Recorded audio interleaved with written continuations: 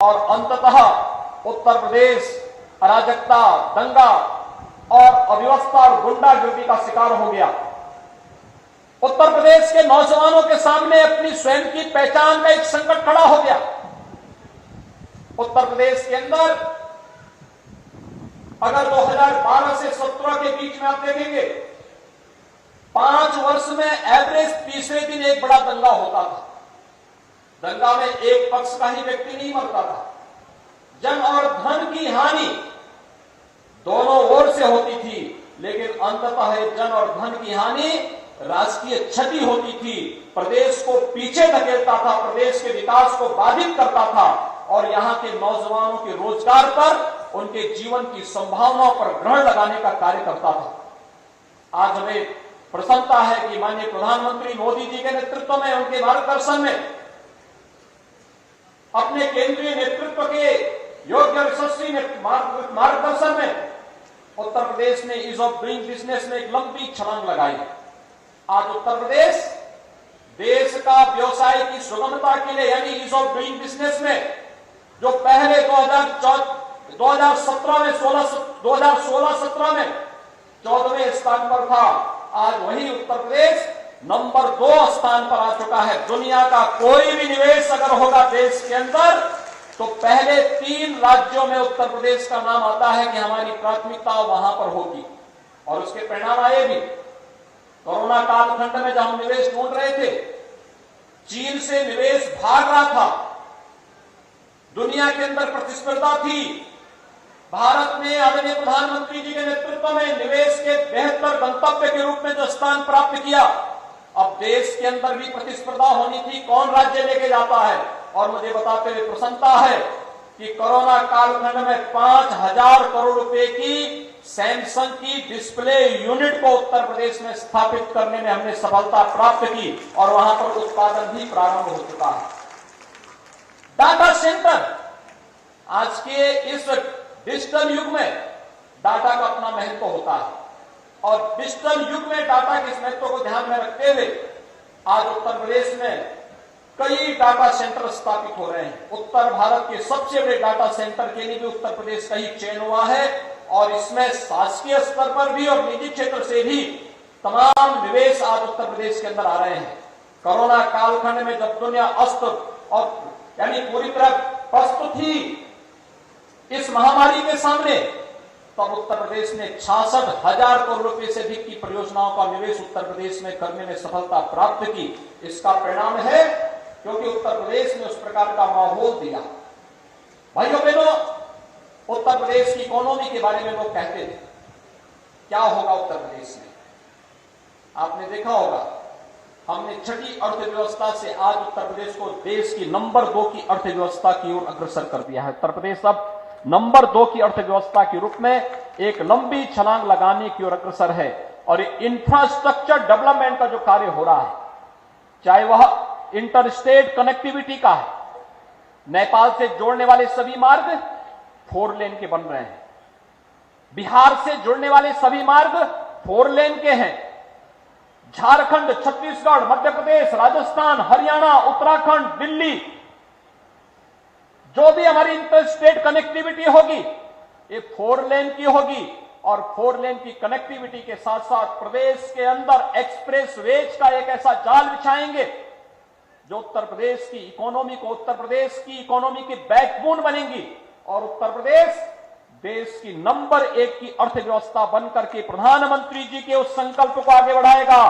कि देश के अंदर कौन सा राज्य $1 ट्रिलियन की इकोनॉमी बनती है।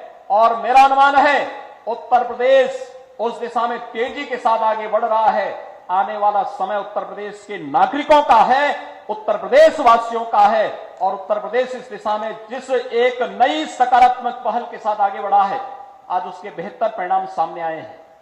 उत्तर प्रदेश के नौजवान के बारे में लोगों की एक धारणा होती थी 2017 के पहले। 2003 और 2017 के बीच में जिस संक्रमण काल के दौर से उत्तर प्रदेश गुजरा था, ये किसी से छुपा हुआ नहीं है। पर्व और त्योहार कोई भी शांतिपूर्ण ढंग से नहीं मनाए जाते थे। कोई भी पर्व और त्योहार हो, किसी भी मत, मजहब, संप्रदाय के पर्व और त्योहार रहे हो, वे शांतिपूर्ण ढंग से नहीं मनाए जा सकते थे। न सरकार की सुविधा मिलती थी, न वहां पे किसी प्रकार की सुरक्षा की व्यवस्था होती थी, और न ही सरकार के स्तर पर कोई प्रोत्साहन मिलता था। उल्टा हतोत्साहित किया जाता था, लोगों को प्रताड़ित किया जाता था, अपमानित किया जाता था। लेकिन आज इस प्रकार की स्थिति नहीं। 1991 में माननीय राजनाथ सिंह जी जब शिक्षा मंत्री बने थे, तब उन्होंने उत्तर प्रदेश के अंदर नकल विहीन परीक्षा करा करके एक ऐसी युवा पीढ़ी खड़ा करने का प्रयास किया था जो प्रदेश ही नहीं देश के अंदर नेतृत्व देने की क्षमता रखती हो। याद करिए उस कालखंड में जिन युवाओं ने सेकेंडरी और सीनियर सेकेंडरी लेवल की परीक्षाओं को पास किया है, वे युवा आज भी कहते हैं कि हमने माननीय कल्याण सिंह जी, माननीय राजनाथ सिंह जी के उस दौर में हम लोगों ने बोर्ड की परीक्षाएं पास की थी। लेकिन उसके बाद क्या हुआ? प्रदेश के अंदर 2003 के बाद से लेकर के 2017 तक यहां पर चाहे वह बोर्ड की परीक्षाएं रही हो, चाहे वह विश्वविद्यालय की परीक्षाएं रही हो, न सत्र नियमित था, न परीक्षाओं में किसी प्रकार की कोई शुचिता का और पारदर्शिता का ध्यान रखा जाता था। और परिणाम होता था, यहां का नौजवान जब जाता था कहीं तो उनको पहले ही उससे बाहर कर दिया जाता था। नौजवानों के सामने अपनी पहचान का संकट था।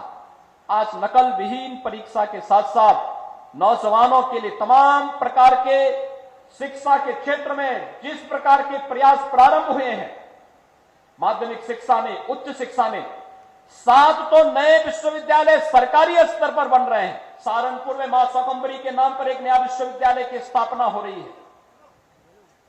आजादी के आंदोलन में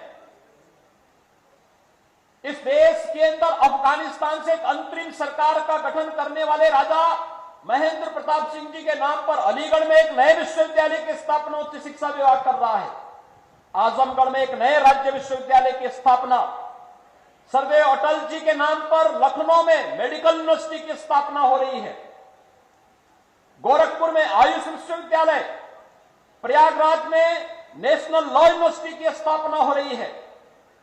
यानी हर एक फील्ड में स्पोर्ट्स यूनिवर्सिटी हम लोग मेरठ में दे रहे हैं। हर एक फील्ड में प्रदेश आज विकास की जिन नई संभावनाओं को लेकर के बढ़ा है, ये आने वाले उत्तर प्रदेश की उस तस्वीर को प्रस्तुत करता है जो उत्तर प्रदेश के नौजवानों को सम्मानजनक ढंग से आगे बढ़ने, स्वावलंबन के मार्ग पर आगे बढ़ने के लिए प्रेरित करेगा। और इस दिशा से आज की 1710 करोड़ रुपए की विभिन्न विभागों की इन परियोजनाओं के माध्यम से माननीय रक्षा मंत्री जी का मार्गदर्शन, उनका नेतृत्व लखनऊ वासियों को प्राप्त हो रहा है। यह इंफ्रास्ट्रक्चर का भी है, यहां पर हेल्थ का भी है, मेडिकल एजुकेशन का भी है, वोकेशनल एजुकेशन भी इसमें है, लोक निर्माण विभाग के भी विभिन्न परियोजनाएं हैं, स्मार्ट सिटी मिशन से भी जुड़ी हुई परियोजनाएं हैं। उन तमाम परियोजनाओं को एक साथ यहां पर लोकार्पण का कार्यक्रम माननीय रक्षा मंत्री जी के कर कमलों से भी संपन्न हुआ है। मुझे विश्वास है कि आप सब माननीय रक्षा मंत्री जी के नेतृत्व में, उनके मार्गदर्शन में लखनऊ वासी विकास की इन सभी योजनाओं का लाभ लेकर के लखनऊ को उन सरदेव अटल जी के संकल्पों के अनुरूप उन सपनों को साकार करने की दिशा में आगे बढ़ाएंगे जो आज लखनऊ के अंदर तमाम प्रकार के इंफ्रास्ट्रक्चर के और निवेश की नई संभावनाओं के रूप में लखनऊ में हम सबको देखने को मिल रही है।